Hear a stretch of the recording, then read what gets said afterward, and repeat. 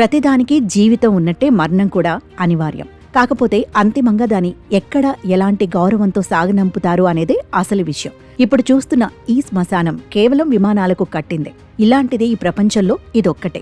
ప్రపంచంలో ప్రతిదానికి ఒక ఏర్పాటు ఉంటుంది. అదే దీని ప్రత్యేకం. ఎప్పుడన్నా ఎక్కడైనా ఒక మనిషి చనిపోతే శ్మశానంలో అంత్యక్రియలు చేస్తారు. చచ్చిన వారికి వీడ్కోలు చెప్పే శ్మశానం ఒకటుంది. భయానకమైన ఈ నీలి బొమ్మ విమాన శ్మశానానికి గుర్తు. ఇంతకాలం మనల్ని మోసి ఏవేవో దేశాలు తిప్పి ఎందుకు పనికి రాకుండా పోయిన విమానాలకు కూడా ఈ భూమిపై ఒక శ్మశానం ఉంది. అదే బోన్ యార్డ్ అంటారు. ఇలాంటి విమాన శ్మశానాలు అమెరికా, ఆస్ట్రేలియా, మెక్సికోలలో ఎక్కువ. వరుసలుగా పేర్చి దయనీయంగా ఇవి కనిపిస్తాయి. విమానం ఇక పనికి రాదని తేలాక ముఖ్యమైన విలువైన విడిభాగాలను తీసేసుకుని మిగిలిన వ్యర్థాల్ని అక్కడ వదిలేస్తారు. చూడటానికి ఘోరమైన ప్రక్రియ ఇదంతా. సాధారణంగా బోన్ యార్డ్లో ఎడారి ప్రాంతాల్లో ఉంటాయి. ఎడారుల్లో వర్షం రాదు కాబట్టి విమానాలు తుప్పుపట్టవు.